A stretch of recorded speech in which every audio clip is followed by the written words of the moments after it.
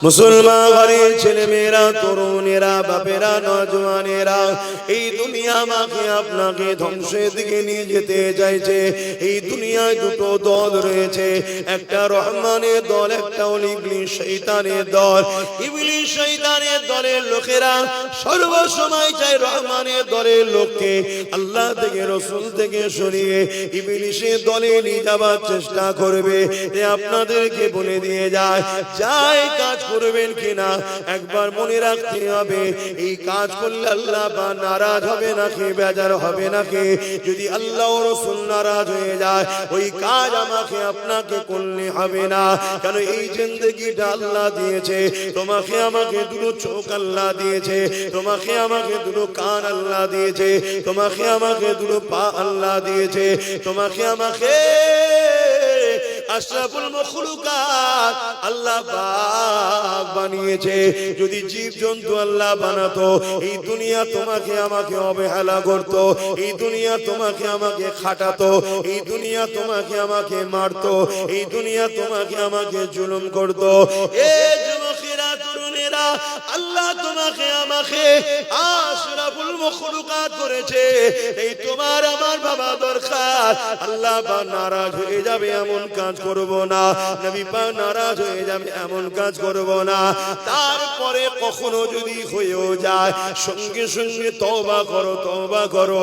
কেন তওবাকারীকে আমার আল্লাহ ভালোবেসে ক্ষমা মাফ করে দেয়।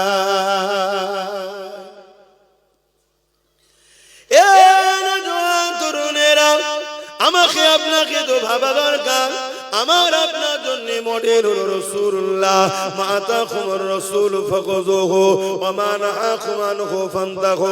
নবী যা আদেশ করেছে মেনে নিতে হবে, নবী যা নিষেধ করেছে ছেড়ে দিতে হবে। লাকাদ কানা লাকুম ফি রাসূলিল্লাহি উসওয়াতুন হাসানা। আল্লাহ পাক আমার নবীকে আমার আপনার জন্য মডেল করে পাঠিয়েছে গো। তুমি নামাজ কিভাবে পড়বে আমার নবীকে দেখো, অন্য কাউকে নয়। রোজা কিভাবে রাখবে আমার নবীকে দেখো, অন্য কাউকে নয়। হজ কিভাবে করবে আমার নবীকে দেখো, অন্য কাউকে নয়। এক কথায় তোমার ধর্মনীতি আমার রাসূলকে দেখে, তোমার সমাজ নীতি আমার রাসূলুল্লাহকে দেখে, তোমার পরিবার নীতি আমার রাসূলুল্লাহকে দেখে, তোমার আত্মীয়তা নীতি আমার রাসূলুল্লাহকে দেখে, তোমার প্রতিবেশী নীতি আমার রাসূলুল্লাহকে দেখে, তোমার রাজনীতি আমার রাসূলুল্লাহকে দেখে। আমার রাসূল পাক সাল্লাল্লাহু আলাইহি ওয়াসাল্লাম তিনি জানিয়ে দিয়েছে, যে রাজনীতি নেতাটা ইনসাফ পরায়ণ হবে, মানুষের উপরে জুলুম করবে না, মানুষকে হক দেবে, মানুষকে ভালোবাসবে, মানুষের উপরে ইনসাফ করবে, আল্লাহ নবী জানিয়ে দিলেন ওই নেতাকে আল্লাহ কিয়ামতের দিনে আরশে আজিমের ছায়া দেবে।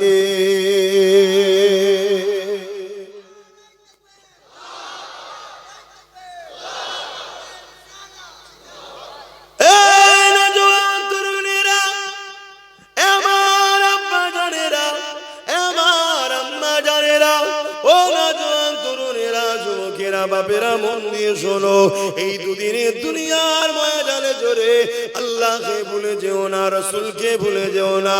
কেন নবী আমার আপনাকে বড় মহব্বত করে, আমার আল্লাহ আমাকে আপনাকে বড় মহব্বত করে। আমি আপনি যখন আল্লাহ ও রাসূলের নাফরমান কোনো কাজে যায়, হয়তো দুনিয়ার কোনো জালিম নেতা তোমাকে নিয়ে যাচ্ছে, চ অমুকের ঘরটা ভাঙবো, অমুকের জমিটা দখল করব, অমুকের নামে তুই মিথ্যা সাক্ষী দিবি। আমার আল্লাহ তখন তোমাকে বারবার ডাকতে লাগে, ওরে আমার বান্দার এইদিকে যাস না, ওটা নাফরমানির রাস্তা, ওটা অন্যায়ের রাস্তা, ওটা শয়তানি রাস্তা। কারোর উপরে মিথ্যা ইলজাম দিতে নাই, কারোর উপরে জুলুম করতে নাই, কাউকে আঘাত করতে নাই। তোদের যদি লড়াই করতে হয়, তোদের যদি ভালোবাসতে হয়, তোদের যদি আত্মীয়তা করতে হয়, মান আহাব্বা লিল্লাহ ওয়া আবগাদা লিল্লাহ ওয়া আতা লিল্লাহ ওয়া মানআ লিল্লাহ ফাকাদ ইসতাকমালাল ঈমান। তোরা ভালোবাসবি আমি আল্লাহ আমার জন্য, তোরা দুশমনি করবি আমি আল্লাহ আমার জন্য, তোরা আত্মীয়তা করবি আমার জন্য, বিচ্ছেদ হবে আমার জন্য, যেখানে আমি আল্লাহ নাই ওখানে যার জন্যই বলুক না কেন তোরা একে অপরের সঙ্গে দুশ্মনী করবি না, একে অপরকে তোরা ভালোবাসতে যাবি না। যখন ভালোবাসবি উদ্দেশ্য যেন আমি আল্লাহ থাকি। ইমামকে ভালোবাসবি এই জন্যে ভালোবাসবি, ইমাম আমার ঘরের মেহমান, ইমাম আমার ঘরের খাদেম, ইমাম আমার ঘরকে আবাদ করার জন্যে। তারা আমি আল্লাহ আমার 5 ওয়াক্ত নামাজের জন্য সে ইমামতি করে, তাকে ভালোবাসবি আমার জন্যে। যদি ওই ইমাম আমার পক্ষে না হয় তাহলে তাকে ভালোবাসাও যাবে না। হুজুরকে ভালোবাসবি আমার জন্যে, মুফতিকে ভালোবাসবি আমার জন্যে, আলেমকে ভালোবাসবি আমার জন্যে।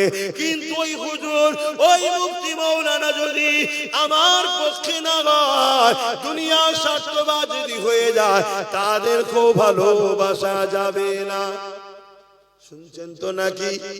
তাহলে আব্বাসকে ভালোবাসতে যদি হয় কার জন্য ভালোবাসবে? জোরে বলো, হাত তুলে দেখান, শাহাদত আগুন বলুন আল্লাহর জন্য, বলুন আল্লাহর জন্য। হাত নাবা। আমার সঙ্গে যদি কারো লড়াইও করতে হয়, উদ্দেশ্য কার জন্য? জোরে বলুন আগুন তুলে আল্লাহর জন্য, আল্লাহর জন্য। হুজুর তো কি হয়েছে, যদি হুজুরের সঙ্গে লড়াই করতে হয় উদ্দেশ্য যেন আল্লাহ থাকে, গ্রুপবাজি নয়। শুনছেন? আমার নেতার বিরুদ্ধে বলেছে চলো ওর সঙ্গে ঝগড়া করবো না। যদি আল্লাহর জন্য আমার সঙ্গে কেউ লড়াই করে, আল্লাহর জন্য তার লড়াইটা ঠিক। আর আল্লাহর জন্য যদি কেউ আমায় ভালোবাসে, ভালোবাসাটাও ঠিক। অন্য কোন স্বার্থ আমাদের চলবে না। দুনিয়ার বাকি কে কি করছে আমার দেখার দরকার নেই বাপ। আমি তুমি বিশ্বাস করি তো আখিরাত আছে, বাকিরা বিশ্বাস করে না, তারা যা খুশি করতে পারে, আমার কি দেখার দরকার? কিন্তু তুমি আমি বিশ্বাস করি মরণের পরে উঠানো। বলুন বলুন, এটা মানেন তো? তাহলে তোমাকে তো আমাকে আখিরাত বলে একটা জায়গা আছে। যদি কেউ এটা না মানে তার জন্য তো আমার এই ওয়াজ নয়, তার বিষয়ে তো আমার কোনো কথা নয়।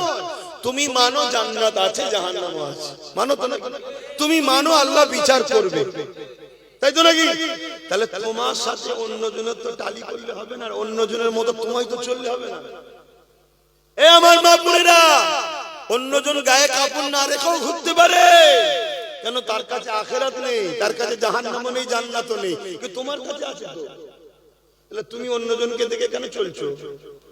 অন্যজন যা খুশি পাবে খেতে পারে, যেখান থেকে টাকা পাবে নিয়ে যেতে পারে, কিন্তু মা বোন তোমার তো চলবে না। তোমাকে তো আখিরাত বিশ্বাস করো, আর যদি বলো না আখিরাত মানিনি, ভাই তাহলে তো তার কাছে আমার হজ করার কি বুঝাবো? আমি যে কোরআন মানে না, রাসূল মানে না, আল্লাহ মানে না, নবী মানে না, আখিরাত মানে না, তাকে আমি কি বুঝাবো ভাই? তার কাছে আমার ধর্ম শুনিয়ে তো লাভ নেই, কে শুধু মানে না। আমার হজ বুঝছেন তো? অসুবিধা হচ্ছে? ভাবেরা, নওজোয়ান তরুণেরা, এ নবী পাকের প্রেমিকেরা, আখিরাতটা বড় কঠিন হবে। আখিরাতের প্রথম ঘাঁটি হলো কবর। দুনিয়াবি জিন্দেগি শেষ হলো মৃত্যু, আর আখিরাতের প্রথম বর্ডার হলো কবর। এই কবর হবে বড় ভয়ানক। আল্লাহ নবী জানিয়ে দিলে জমিন কবর প্রতিদিন মানুষকে ডেকে ডেকে বলে, এ দুনিয়ার মানুষেরা, আমার উপরে বড় অহংকারের সঙ্গে হাঁটো, আমার উপরে বড় অহংকারের সঙ্গে ঘুরে বেড়াও, আমার উপরে তুমি আল্লাহ রাসূল বলে ঘুরে বেড়াও। মনে রেখে দিও, আমার কাছে আসার আগে তোমাকে তৈরি হয়ে আসতে হবে।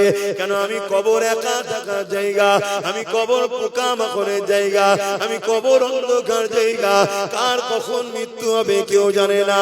এখনই মরলে কাল আমার দাফন হবে, এখনই মরলে কাল আপনার দাফন হয়ে যাবে।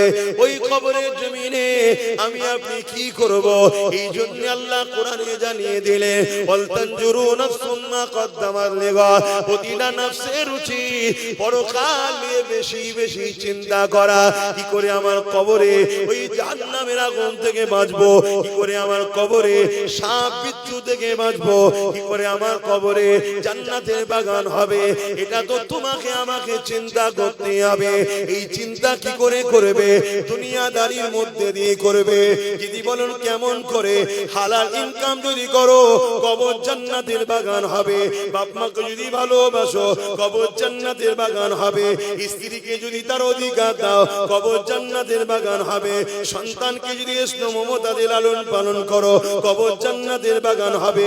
প্রতিবেশীর সঙ্গে সৎ ব্যবহার করো, কবর জান্নাতের বাগান হবে। এতিমের হক দাও, কবর জান্নাতের বাগান হবে। বিধবাকে আশ্রয় দাও, কবর জান্নাতের বাগান হবে। জুলুম যেখানে হচ্ছে, জালিমের বিরুদ্ধে লড়াই করে মুসলিমের পক্ষে দাঁড়াও, কবর জান্নাতের বাগান হবে। অর্থাৎ তোমার দুনিয়াদারির মধ্যে কবর জান্নাতের বাগান হওয়ার ব্যাপার রয়েছে। কিন্তু উল্টোটা যদি করো, কারো মেরে যদি খাও, কারো লুটে খাও, মাল হরণ করে খাও, এতিমের মাল ছেড়ে খাও, বিধবার মাল ছেড়ে খাও, গরিবের মাল ছেড়ে খাও, মিথ্যা মিথ্যা মামলা করো, কারো ঘর ভেঙে দাও, কারো জমি অধিকার দখল করে নাও, এই সব যদি করে বেড়াও, ওই কবর তোমার জন্য জাহান্নামের একটা গর্ত হয়ে যাবে। শুনছেন? এবারে কেউ বলতে পারে আমি ঝেড়ে খাইনি, কিন্তু ঝেড়ে যে খায় তাকে আমি সাপোর্ট করেছি, আমার কি হবে? আমরা মুসলমান এখন ওই জায়গাতে আছি, তো আমরা ঝাড়ার দিকে অতটা নেই, কিন্তু যারা ঝাড়ে তাদের সাথে আছে। এই ভুল বলছি নাকি? তা আমাদের কি হবে? আল্লাহ নবী জানিয়ে দিলেন, অন্যায় দেখে যারা চুপ থাকে, কিয়ামতের দিন আল্লাহ তাদেরকে বুবা শয়তান করে উঠাবে। শুনছেন? এ যুবকেরা, আল্লাহ নবী আরো জানিয়ে দিলেন, কেউ অন্যায় করছে দেখার পরে যদি সে চুপ থাকে, তার মানে অন্যায়কে সে সাপোর্ট করে দিল। অন্যায় করা আর অন্যায়কে দেখে খামোশ থাকা, চুপ থাকা, দুটো একই জায়গায় পড়ে যাবে।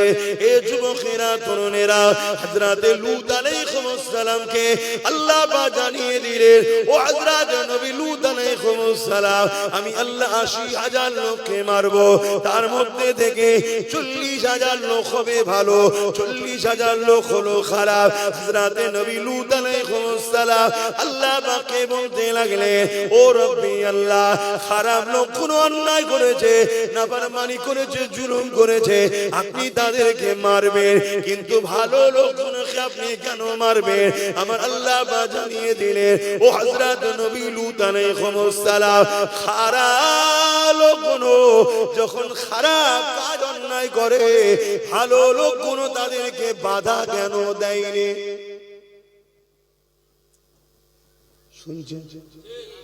আল্লাহ নবী মিশকাত শরীফের হাদিসের মধ্যে জানিয়ে দিলে, হে আমার উম্মতেরা, কেউ জুলুম করলো, কেউ সন্ত্রাসী করলো, কেউ আতঙ্কবাদী করলো, কেউ এমন করে অত্যাচার করলো, তুমি জানার পরেও যদি তার এই নিয়তে সাথ দাও, তাকে শক্তিশালী করার দরুন আল্লাহ নবী জানিয়ে দিলেন, ওই উম্মতটা, ওই মুসলমানটা ইসলাম থেকে বেরিয়ে যাবে। কি বুঝছো? শুনছো? চুরি করেছে, মাল ভাগ লাই, কিন্তু একসাথে করেছে না, আমি তো লিইনি, একই রেহাই পেয়ে যাবে মনে হয়? আপনি নিচে বসে বললেন, ভাবেন আমার ভাই, দুনিয়া আপনাদের ঘরে চাইছে শুধু আল্লাহ ও রাসূলের নাফরমানির কাজটা করিয়ে দাও। কেন? তারা আপনাদেরকে মেরে দিতে চায়, আর যখন মারবে, আল্লাহ যদি আপনার উপরে বেজার হয়ে থাকে, তাহলে সাহায্য পাঠাবে না, আর যদি রাজি থাকে, বদরের মতো ফেরেশতা, তাতানাজ্জালু আলাইহিমুল মালায়েকা, আল্লাহ ফেরেশতা পাঠাবে, আর আল্লাহ যদি ফেরেশতা পাঠায়, আপনাদেরকে কেউ হারাতে পারবে? বদরে সেই ইতিহাসটা একবার একটু স্মরণ করে দিই। আল্লাহ নবীর কানে খবর এসে গেল, মক্কা থেকে ১,০০০-এর উপরে সন্ত্রাস বাহিনী বেরিয়েছে, যাদের নেতৃত্ব নেতৃত্ব দিচ্ছে আবু জেহেল সন্ত্রাসদের ইমাম ছিল, সন্ত্রাসদের লিডার ছিল। 1000 সৈন্য নিয়ে, তার অধিক রয়েছে সৈন্য নিয়ে বেরিয়ে পড়েছে। কি জন্য বেরিয়েছে? মদিনার জমিনে আল্লাহ নবী সাহাবাদের নিয়ে বড় আনন্দে রয়েছে, বড় আরামে রয়েছে। মদিনা থেকে দুনিয়া জমিনে আল্লাহ নবী হকের মেসেজ দিচ্ছে, ইনসাফের মেসেজ দিচ্ছে, মানবতার মেসেজ দিচ্ছে, মা বাপের হকের কথা বলছে, স্ত্রীর মর্যাদার কথা বলছে, স্বামীর হকের কথা বলছে, এতিমের হকের কথা বলছে, বিধবার হকের কথা বলছে। শুধু ইসলাম বলে দিলে হবে না, কারণ ইসলাম বলতে সন্ত্রাস বোঝায়, ইসলাম বলতে জঙ্গিবাদ বোঝায়। এটা ইসলাম বিদ্বেষীরা প্রচার করছে না, করেনি। একটু খুলে বলতে হবে। সন্ত্রাস তো তারা যারা ইসলামেরই বিরোধী করে, জঙ্গিবাদ কারা? যারা ইসলামের বিরোধী করে। কিন্তু তাদের হাতে মিডিয়া, তাদের হাতে পাওয়ার, তাদের হাতে কলম, তাদের হাতে কাগজ, তারা লিখে দিচ্ছে ইসলাম হলো জঙ্গিবাদ, বলছে না? বলে। কিন্তু অ্যাকচুয়ালি জঙ্গিবাদ তো তারা যারা ইসলামের বিরোধী করে। কারণ ইসলাম প্রেমের নাম, ভ্রাতৃত্বের নাম, ভালোবাসার নাম, ঐক্যের নাম, সাম্যের নাম, স্নেহের নাম, ইসলাম সম্প্রীতির নাম, মানব বন্ধনের নাম, খোদার্থ মানুষকে খানা খাওয়াবার নাম ইসলাম। জোরে বলুন সুবহানাল্লাহ। তাই একটু খুলে খুলে বলছি।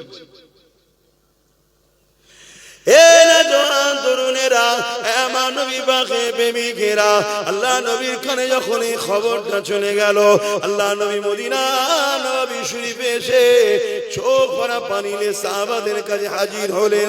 সাহাবা হুজুররা আল্লাহ নবীকে জিজ্ঞাসা করলেন, ইয়া রাসূলুল্লাহ, হাবিবাল্লাহ, আপনাকে কে কাঁদালো? কি জন্য আপনি কাঁদছেন? হুজুর, আমরা কি জানতে পারি? আল্লাহ নবী বললেন, বাবা সাহাবারা, আমার কাছে খবর এলো 1000-এর অধিক সৈন্য নিয়ে মক্কার সন্ত্রাস আবু জেহেল, উতবা, সাইবা, যারা আমি রাসূলুল্লাহকে মক্কাতে শহীদ করে দিতে চেয়েছিল, আল্লাহর হুকুমে আমি হিজরত করেছি। তারা আজকে মদিনার উপরে হামলা করবে, মদিনায় তারা সমস্ত মানুষের উপরে জুলুম করবে, এবং আমি রাসূলুল্লাহ আমাকে শহীদ করে দিতে চাইছে। সাহাবা তোমাদের উপরে জুলুম করবে, মদিনার বয়স্ক বাপ মাদের উপরে জুলুম করবে, বাচ্চাদের উপরে জুলুম করবে, নারীদের উপরে জুলুম করবে। কারণ এদেরকে আমি রাসূলুল্লাহ চিনি, এরা হলো জালিম, এদের মধ্যে কোনো দয়া ময়া নাই, যেমন চিঙ্গিস খানের মধ্যে কোনো দয়া ময়া ছিল না। নাম শুনেছেন? 1 কোটি মেয়ের ইজ্জত লুটেছে, এই সরি 1 লক্ষ, 1 কোটির উপরে মুসলমানকে হত্যা করেছে চিঙ্গিস খান, 1 লাখের উপরে আলেমকে হত্যা করেছে চিঙ্গিস খান।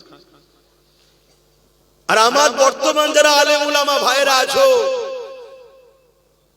ওপেন বলছি, ব্রিটিশ পিরিয়ডও এত আলেমদেরকে মেরেছিল ব্রিটিশরা। 20-25টা গ্রামে এমন লোক পাওয়া যেত না যে একটা কেউ জানাজা পড়তে পারবে।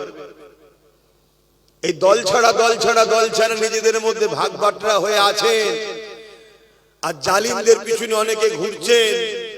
পরিবর্তন হন, ঐক্য হন, সংগঠিত হন। না, আজকের ব্রিটিশ গুলো কিন্তু দিন এসে গেছে, প্রথমে আপনাকে আমাকেই টার্গেটে দেয়। কিছু শুনছেন?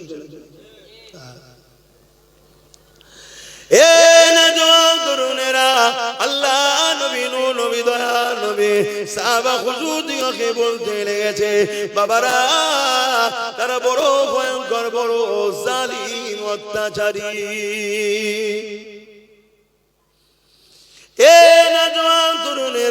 কতটা কষ্ট করেছে নবী আমার, সেই নবীর দিনকে আজ লোক গালি দিচ্ছে, সেই নবীর রেখে যাওয়া কোরআনের শানে মিথ্যাচারী করছে, সেই নবীর ইসলামের নামে মিথ্যা প্রচার করছে।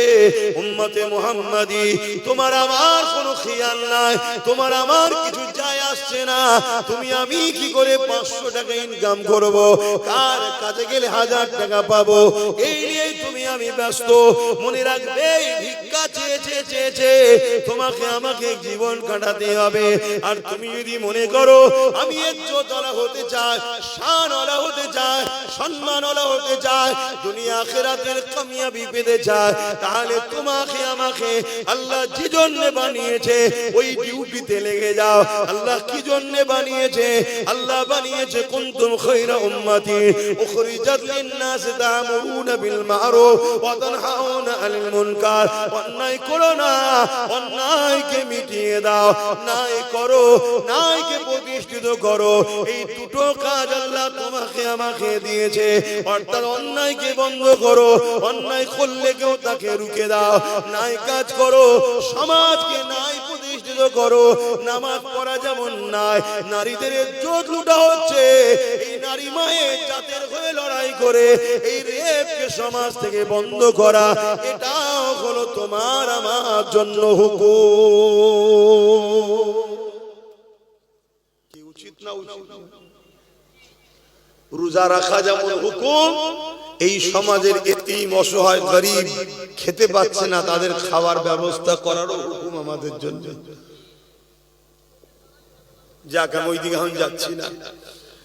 আমি বদরের কথা বলছিলাম। আল্লাহ নবী কাঁদছেন, সাহাবা হুজুররা জিজ্ঞেস করলেন, হুজুর কে কাঁদালেন? আল্লাহ নবী বললেন, বাবা আমি খবর পেলাম 1000-এর উপরে সৈন্য নিয়ে আবু জেহেল সন্ত্রাস আসছে, মদিনার উপরে হামলা করবে। বাবা তোমরা তো সবে ইসলাম কবুল করেছো, শুনছেন?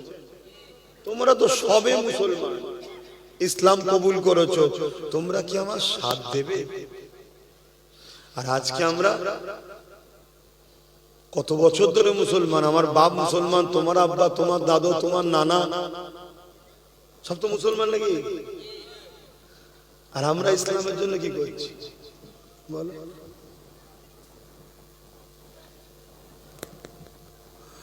আল্লাহ নবী যখন এই কথাটা বললেন, সাহাবা হুজুররা বলতে লাগলেন, আনসারী মুহাজিরিন সাহাবাদের মধ্যে থেকে হযরত আবু বকর সিদ্দিক, পুরপুরা আবু বকর সিদ্দিক, দাদা হুজুরের বংশের মুরব্বি, রাসূলুল্লাহ শ্বশুর হযরত আবু বকর সিদ্দিক, তিনি উঠে দাঁড়িয়ে বললেন, আল্লাহ নবীকে সালাম দিয়ে বলতে লাগলেন, ইয়া রাসূলুল্লাহ হাবিবাল্লাহ, হুজুর আপনি চিন্তা করবেন না, হুজুর আপনি মন খারাপ করবেন না, আমি আনসারী মুহাজিরিনদের তরফ থেকে আমি আবু বকর জানিয়ে দিলাম, আমরা আপনাকে ছেড়ে শুনে যাব না।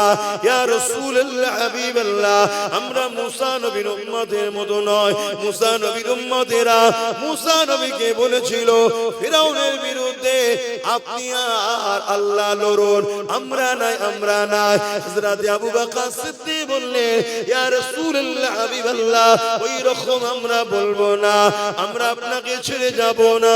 মানুষে মানুষকে কেন ভয় করব?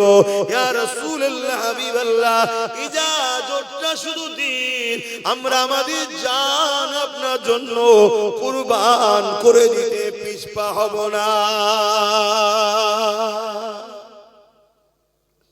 আজকে উম্মতকে জিজ্ঞেস করছি, আজকেও যদি নবীর দিনকে কেউ মিটাতে চায়, আপনারা সেই নবীর বংশের আওলাদ যদি ডাক দিই চলো লড়তে হবে, আপনারাও বলবেন না তো মুসা নবীর উম্মতদের মতো? সাথ দেবেন আমার? দেবীর দিনের স্বার্থে দেবেন? হ্যাঁ, যদি দিতে পারেন তো আলহামদুলিল্লাহ। আমার জন্য তো আর দিচ্ছেন না, দিচ্ছেন রাসূলের দিনের জন্য। এ নওজোয়ান তরুণেরা, আমার আব্বা জানেরা, আমার আম্মা জানেরা, আমার ভাইরা, নওজোয়ান তরুণেরা মন দিয়ে শোনেন। আল্লাহ নবী বড় খুশি হয়ে গেলেন। মুহাজিরিন সাহাবাদের পক্ষ থেকে আবু বকর সিদ্দিক হুজুরের কথা শুনে, কিন্তু এমন করে আনসারী সাহাবাদের পক্ষ থেকে কোনো খবর আসছে না। আল্লাহ নবী আবার বললেন, আমার আনসারী সাহাবারা, বাবারা আপনারা কি বলতে লেগেছে?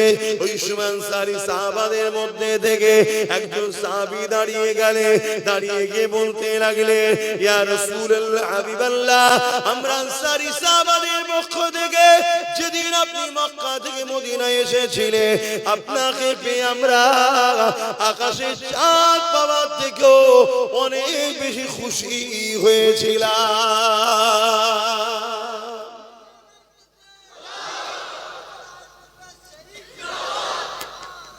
আল্লাহ তো হুজুর আপনি আমাদেরকে কথা জিজ্ঞেস করছেন কেন হুজুর? আমরা যখন আপনার হাতে বায়াত হয়েছিলাম, নবী বলে রসুল বলে আপনাকে মেনে, আপনার কথাতে আল্লাহকে আল্লাহ বলে মেনে নিয়েছি, সেদিন থেকে আমাদের জান মাল জমি জায়গা ঘর বাড়ি সব তো হুজুর আল্লাহ আপনার। জোরে বলুন সুবহানাল্লাহ। কি মহব্বত দেখুন, আমরা সেই মহব্বত করতে পারছি? আমাদেরকে এই মহব্বত করতে হবে। আমাদের ঘর, আমাদের বাড়ি, আমাদের পরিবার, আমাদের বাপ মা, আমাদের ব্যাংকে, আমাদের পকেটে যেখানে যা আছে এগুলো আমাদের নয়, আল্লাহ রাসূলের। যতক্ষণ তিনারা নেবে না খরচ করছো করো, কিন্তু তিনাদেরকে ভুলে দিও না। যখন প্রয়োজন হবে দিয়ে দিতে হবে। কথা কিছু শুনছো ভাই? তবেই তো ইমানদার। আর নাই মুসলমান তো অনেক। সব মুসলমান জান্নাত যাবে নাকি? সব মুসলমান জান্নাতে যাবে না, ইমানদার মুসলমান জান্নাতে যাবে। সব মুসলমান ইমানদার নয়, সব মুসলমান বলুন ইমানদার নয়, কিন্তু সব ইমানদারই মুসলমান। সব ইমানদারই। প্রত্যেকটা মানুষ জন্ম হয় ফিতরাতের দিক দিয়ে মুসলমান হয়ে। এই মুসলমানকে দুনিয়ায় এসে ঈমান নামক নিয়ামতটা অন্তরে ধারণ করতে হয়। যে মুসলমান কোন ঈমান নামক নিয়ামতটাকে অন্তরে ধারণ করতে পেরেছে, অর্থাৎ সে জান্নাতের দেশে যাবার ভিসা পেয়েছে। যে ভাষায় আপনারা বুঝবেন কি, এক দেশ থেকে আরেক দেশে যেতে গেলে ভিসা লাগে না লাগে না? তো দুনিয়ার দেশ থেকে জান্নাতের দেশে যাবেন ভিসা ছাড়া? এই দুনিয়া হলো ভিসা অফিস। এই বাঁদিকের স্তনের নিচে যে অন্তর রয়েছে, রূহ রয়েছে, হৃদয় রয়েছে, কলব রয়েছে, এটা হলো পাসপোর্ট। এখানে আপনাকে মুসলমান ঘরের ছেলে মেয়েরা, তরুণেরা, বাপেরা, নওজওয়ানেরা এই দুনিয়া মাকে আপনাকে ধ্বংসের দিকে নিয়ে যেতে চাইছে। এই দুনিয়ায় দুটো দল রয়েছে, একটা রহমানের দল, একটা হলো ইবলিস শয়তানের দল। ইবলিস শয়তানের দলের লোকেরা সর্বসময় চায় রহমানের দলের লোককে আল্লাহ থেকে রাসূল থেকে সরিয়ে ইবলিসের দলে নিয়ে যাবার চেষ্টা করবে। আপনাদেরকে বলে দিয়ে যায়, যাই কাজ করবেন কিনা একবার মনে রাখতে হবে, এই কাজ করলে আল্লাহ বা নারাজ হবে নাকি, বেজার হবে নাকি? যদি আল্লাহ ও রাসূল নারাজ হয়ে যায়, ওই কাজ আমাকে আপনাকে করলে হবে না। কারণ এই জিন্দেগিটা আল্লাহ দিয়েছে, তোমাকে আমাকে দুটো চোখ আল্লাহ দিয়েছে, তোমাকে আমাকে দুটো কান আল্লাহ দিয়েছে, তোমাকে আমাকে দুটো পা আল্লাহ দিয়েছে, তোমাকে আমাকে আশরাফুল মাখলুকাত আল্লাহ পাক বানিয়েছে। যদি জীবজন্তু আল্লাহ বানাতো, এই দুনিয়া তোমাকে আমাকে অবহেলা করত, এই দুনিয়া তোমাকে আমাকে খাটাতো, এই দুনিয়া তোমাকে আমাকে মারতো, এই দুনিয়া তোমাকে আমাকে জুলুম করত। এ যুবকেরা, তরুণেরা, আল্লাহ তোমাকে আমাকে আশরাফুল মাখলুকাত করেছে। এই তোমার আমার বাবা দরকার। আল্লাহ পাক নারাজ হয়ে যাবে এমন কাজ করব না, নবী পাক নারাজ হয়ে যাবে এমন কাজ করব না। তারপরে কখনো যদি হয়েও যায়, সঙ্গে সঙ্গে তওবা করো, তওবা করো। কেন তওবাকারীকে আমার আল্লাহ ভালোবেসে ক্ষমা মাফ করে দেয়।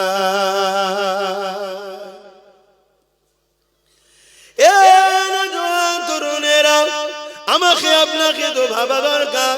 আমার আপনার জন্য মডেল হলো রাসূলুল্লাহ। মা আতাকুমুর রাসূল ফাখুযুহু ওয়া মা নাহাকুম আনহু ফান্তাহু। নবী যা আদেশ করেছে মেনে নিতে হবে, নবী যা নিষেধ করেছে ছেড়ে দিতে হবে। লাকাদ কানা লাকুম ফি রাসূলিল্লাহি উসওয়াতুন হাসানা। আল্লাহ পাক আমার নবীকে আমার আপনার জন্য মডেল করে পাঠিয়েছে গো। তুমি নামাজ কিভাবে পড়বে আমার নবীকে দেখো, অন্য কাউকে নয়। রোজা কিভাবে রাখবে আমার নবীকে দেখো, অন্য কাউকে নয়। হজ কিভাবে করবে আমার নবীকে দেখো, অন্য কাউকে নয়। এক কথায় তোমার ধর্ম নীতি আমার রাসূলকে দেখে তোমার সমাজনীতি আমার রাসূলুল্লাহকে দেখে, তোমার পরিবার নীতি আমার রাসূলুল্লাহকে দেখে, তোমার আত্মীয়তা নীতি আমার রাসূলুল্লাহকে দেখে, তোমার প্রতিবেশী নীতি আমার রাসূলুল্লাহকে দেখে, তোমার রাজনীতি আমার রাসূলুল্লাহকে দেখে, আমার রাসূল সাল্লাল্লাহু আলাইহি ওয়াসাল্লাম তিনি জানিয়ে দিয়েছে যে রাজনীতি নেতাটা ইনসাফ পরায়ণ হবে, মানুষের উপরে জুলুম করবে না, মানুষকে হক দেবে, মানুষকে ভালোবাসবে, মানুষের উপরে ইনসাফ করবে, আল্লাহ নবী জানিয়ে দিলেন ওই নেতাকে আল্লাহ কিয়ামতের দিনে আরশে আজিমের ছায়া দেবে।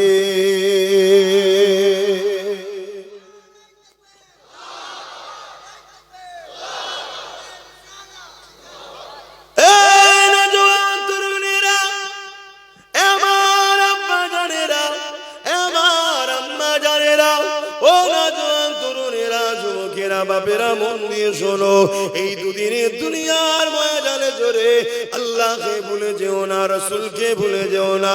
কেন নবী আমার আপনাকে বড় মহব্বত করে, আমার আল্লাহ আমাকে আপনাকে বড় মহব্বত করে।